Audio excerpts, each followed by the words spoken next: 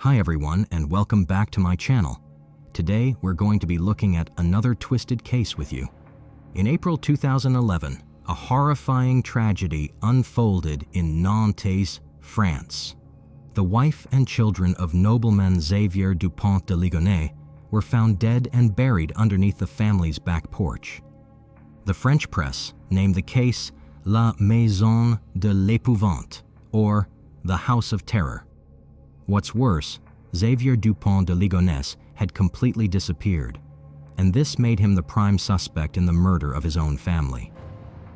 Our love and respect goes out to all those who knew and loved the victims, and all those affected by this case. Xavier, his wife Agnes, and their 4 children were seen as a picture-perfect family by those who knew them. Xavier Dupont de Ligonnès, the father, was a descendant of old French aristocracy. His father, Bernard Hubert Dupont de Ligonnès, was a count, and Xavier was very proud of his noble heritage. He even once said, "I think I've got a superiority complex. You could call it that. I belong to a group of people who are intelligent, determined, balanced, and in good moral and physical health. Such people are rare compared to the masses." Born in Versailles, he was raised in a strict, upper-class Catholic society that was well-to-do but also conservative. Around the age of 10, his father grew tired of the society of Versailles and left the city, leaving Xavier in the care of his grandmother. But despite looking like a traditional aristocrat, Xavier craved adventure deeply. When he was 20 years old, Xavier met Agnes Hodanger, another young member of the Versailles bourgeoisie.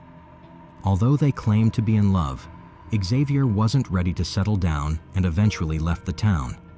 Upon his return, he found that Agnes had become pregnant by another man. Despite the social norms, he married her anyway and adopted the boy as his own. But Xavier and Agnès didn't stay in Versailles.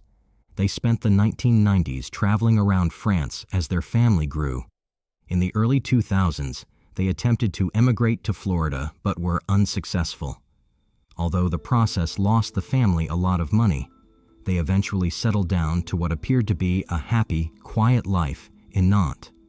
Their eldest child, Arthur, was 20 years old in 2011 and enrolled in a private Catholic college nearby. Thomas, the second oldest at 18 and Xavier's first biological son, was studying music at college. Anne, their only daughter, was a pretty and intelligent 16-year-old who modeled for mail-order catalogs part-time while maintaining good grades at La Perverie, the private Catholic school she attended with Benoit. Benoit, just 13 at the time of his death, was popular and well-liked. Agnès, devoutly religious, worked as an assistant in a Catholic school. From an external perspective, the Dupont de Ligonnès family seemed to embody the ideal of a golden family. From the aristocracy, living in a nice home, with both parents seemingly successful in their respective roles. They were esteemed and well-regarded within their community and enjoyed the respect and admiration of the others. But despite the appearance of an almost perfect couple, the couple had been having marriage problems as early as 2002. Agnes complained online. "Xavier is too judgmental, too quick to argue, too rigid, too military. There's no more tenderness between us, no more attention, no softness, no sex. When I ask him if he's happy, his response is the same. Yes, I am, but if we could all die tomorrow, that would be better." A suburban house in the French town of Nantes. It was here in the garden that police searching for a missing family made a grisly discovery: a severed human leg buried in the ground. Further searches turned up 5 bodies. The Dupont de Ligonnès marital problems worsened. In 2005, Agnès even filed a police report against her husband for attacking Arthur, her eldest son. Financial problems worsened their relationship. Despite his aristocratic pedigree, Xavier had failed to create a steady career for himself. He had started a series of businesses, including running a hotel guide and membership card program, but none ever became successful. They relied mostly on money inherited from Agnes's family, and by 2011, that money was in danger of running out. Xavier had mired himself in debt and was becoming increasingly desperate. He'd taken up a mistress in Paris and had even been forced to borrow 50,000 euros from her out of desperation. In an email to her in 2010, he shared that he was ruined at rock bottom, like never before. I am awake almost every night with these morbid ideas, burning down the house after giving everyone sleeping pills or killing myself so that Agnes gets 600,000 euros. In any case, my life will end in the next few months if I don't get 25,000 euros immediately. Most of the time, I am not in a dream, but in a nightmare, and I can't escape, except, of course, by doing something radical and final. In January 2011, just 3 months prior to the murders, Xavier's father, the Count Bernard Hubert Dupont de Ligonnès, passed away. After his death, Xavier went through his father's belongings, looking for things of value. But his father had also had financial problems and had been living near poverty before he died. The following month, Xavier got his gun license and started frequenting a shooting range just outside Nantes, sometimes bringing his sons along. In the weeks leading up to the Dupont de Ligonnès murders, Xavier also bought cement, chalk lime, bullets, cleaning supplies, garbage bags, a spade, and a trolley. Witnesses mentioned seeing Xavier loading things into his car in the week before he completely disappeared. Xavier had also paid off some remaining debts, including the final bills for his children's private schools, before closing all the bank accounts in the Dupont de Ligonnès name. The lease on the family home had recently been terminated, and a final note was taped to the mailbox stating, "Please return all mail to sender. Thank you." A sign for the postman said, "Return to sender." On April 11th, La Perverie, the school Anne and Benoit attended, received a note from Xavier saying he was pulling them out, as the family was planning a sudden move to Australia for business. About 10 days ago, I got a letter from the father saying he was going to work in Australia, and so the children wouldn't be coming to school anymore. The school where Agnès worked received a similar message. The messages said Agnès wanted to quit her position immediately due to her husband's job transfer. However, her boss was unable to reach her when she reached out to follow up on her quick departure. The first sign of anything suspicious came on April 1st, when Arthur Dupont de Ligonnès, the eldest child, did not show up to the restaurant where he worked to pick up his paycheck. But just 2 days later, the rest of the family was seen out at a restaurant, having a seemingly happy dinner together. That evening, April 3rd, was the last time the 2 youngest children, Anne and Benoit, would be seen alive. The children did not attend school the following day, supposedly due to an illness. Thomas, the second oldest child, had gone back to school on April 4th, but had been called back home by his father, who told him there had been a family emergency. That night, Xavier traveled down to Angers to have dinner with his son Thomas at a high-end restaurant called La Croix Cadeau. The waiters recalled that Thomas seemed to be feeling unwell for much of the meal, and that father and son barely talked to each other for the entire night. The following days were filled with odd messages from Thomas, mentioning illness and problems with his phone charger. Concerns grew when he missed important commitments, like a music rehearsal. The family dogs barked for 2 days straight before they fell silent. On April 6th, Arthur's girlfriend, worried by his silence, visited their home in Nantes. Although there were lights inside and the dogs didn't bark like they usually do, no one answered her knocks. The next day, on April 7th, witnesses observed Xavier loading several large bags into his car. That same day, neighbors claimed to have seen Agnes, though the timing remains to be inconsistent with the evidence. By April 8th, Xavier's actions took a strange turn. He used the family's IP address to send messages, a post on a Catholic board, and emails to relatives to assure them he was fine. Then, on April 11th, Anne and Benoit's school received a letter announcing their departure to Australia, citing urgent career changes for the family. The letter dated April 11th, which has fueled numerous theories surrounding the case of Xavier and Agnès Dupont de Ligonnès, is central to the mystery. In this strange, rambling 4-page letter, Xavier claimed that the family had been relocated to the United States under the Federal Witness Protection Program due to his covert work for the DEA. He told their family not to contact them for several years and urged them to tell the story that they had moved to Australia because work. However, the letter was unsigned and had grammatical errors, which was uncharacteristic of him. On April 11th, Xavier began his journey, starting with a night at the Hôtel Première Classe near Toulouse, far away from Nantes. The next evening, he moved further southeast to the Provence-Alpes-Côte d'Azur region, where he checked into the Auberge de Cassagne under the alias Mr. Laurent Xavier, paying €214 with his credit card. Meanwhile, back in Nantes, concerns were mounting over the Dupont de Ligonnès family. Neighbors noticed the house had been quiet and closed up for about a week, with Annis's car unmoved. They then decided to call the police for a wellness check.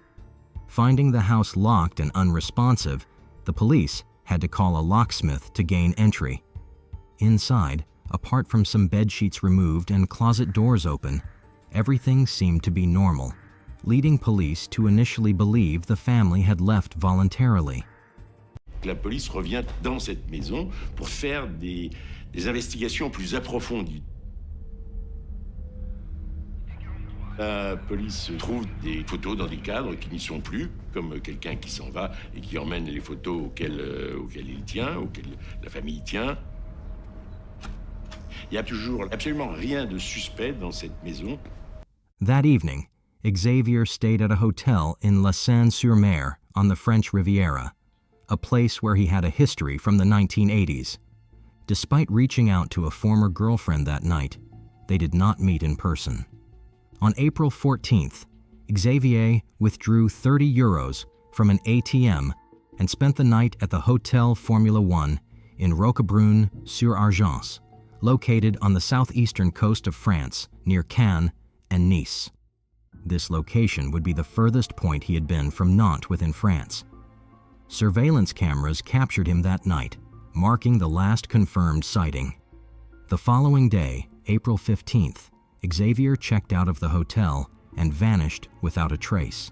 He left his car behind at the hotel to walk or perhaps use public transportation, and since then, there have been no further sightings or clues to his whereabouts. On April 15th, after Xavier's disappearance and the unusual letter sent to family members, police conducted another search of the house. This time, they realized that the photos were removed from picture frames, which possibly suggested that whoever left did not plan to return. Despite these strange findings, nothing extremely suspicious was found. Agnes's family, growing increasingly concerned, pressured the police for further investigations. Subsequent visits on April 18th, 19th, and 20th also had no significant findings. It wasn't until April 21st, during the police's final search of the residence, that the horrifying truth came to light. Buried under the patio in the backyard, police discovered 2 graves. The bodies, wrapped in blankets and duvet covers, were found inside plastic bags alongside small religious items, suggesting a religious burial attempt. Rapid testing confirmed the identities of the bodies: Agnes, Arthur, Thomas, Anne, and Benoit Dupont de Ligonnès, along with the family's 2 Labrador dogs. An autopsy conducted the next day revealed chilling details.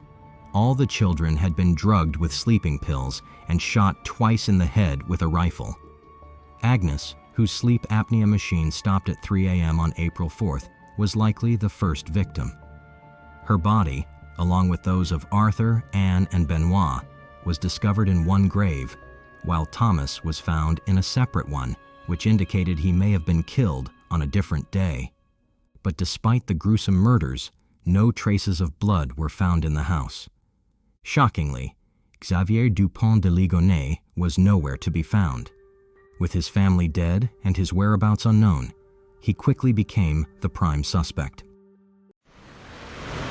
Police in western France have found the bodies of a mother and her 4 children buried under the terrace of their house in Nantes. They'd been missing since the beginning of April. The family's 2 pet dogs were buried alongside. A major police hunt is on for the father, 50-year-old Xavier Dupont de Ligonnes. He'd told friends that he was a secret agent and had to leave the country. They were also told that his wife, 49-year-old Agnès, and their 4 children aged 13 to 21 were emigrating. The day after the bodies were discovered, an international arrest warrant was issued for him. By then, he had already gained a significant head start on law enforcement, leaving behind a trail of mystery and unanswered questions. Despite thorough efforts over 2 months, including combing through mountainous terrains and caves with mountain guides, no significant leads were uncovered besides Xavier's abandoned car and surveillance footage.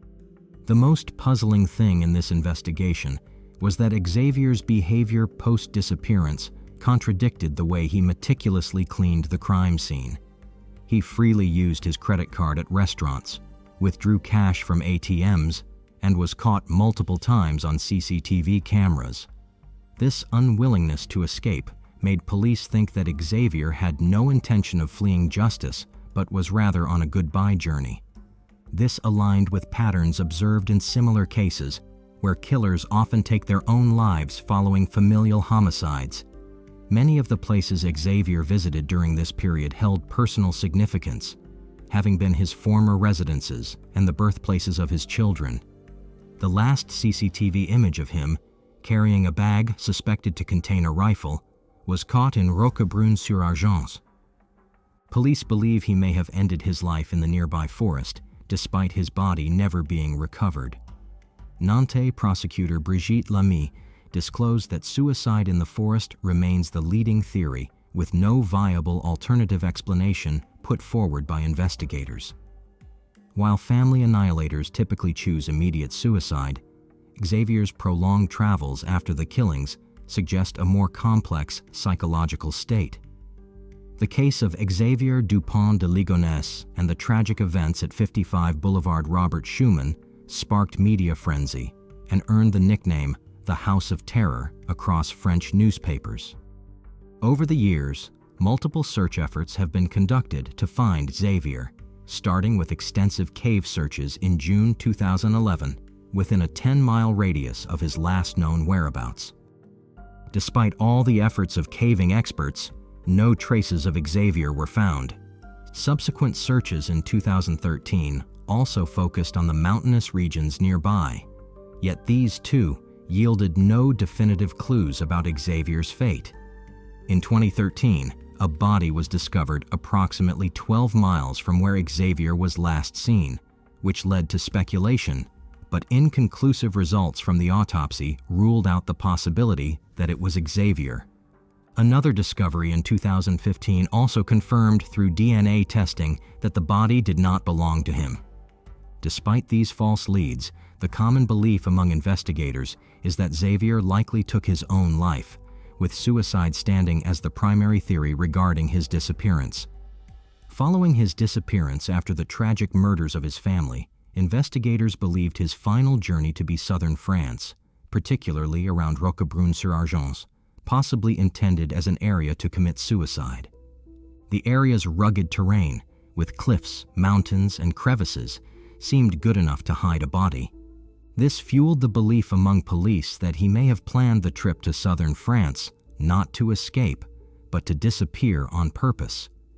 In July 2015, nearly 4 years after the murders and his disappearance, a potential lead emerged when a photograph believed to be of Arthur and Benoit, his 2 sons, was sent to a journalist in Nantes. The back of the photo bore a handwritten note stating, "I'm still alive," along with a date and Xavier's name. However, the authenticity of the letter could not be verified, and police were unable to trace its origin definitively.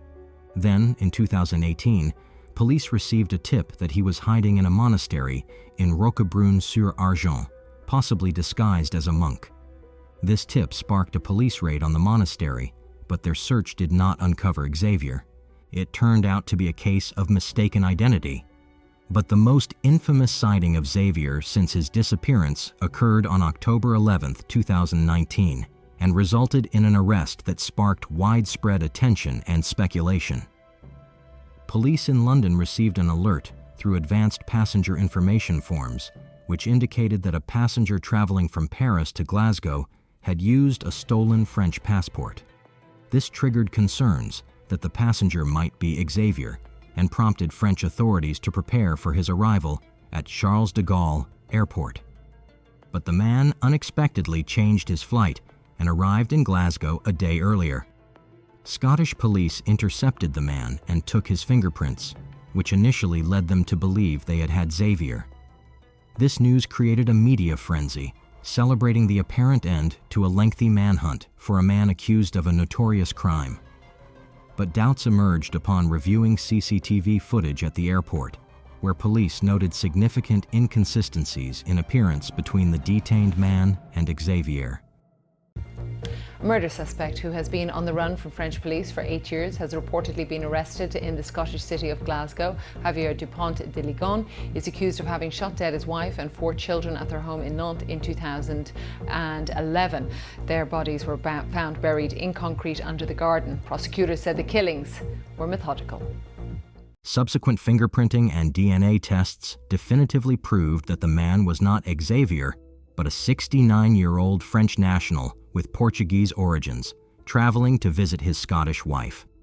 This case led to criticism toward the French media and police for announcing Xavier's arrest without thorough verification of the man's identity. Since this incident in 2019, there have been no reports regarding Xavier's whereabouts, leaving his fate and location in mystery.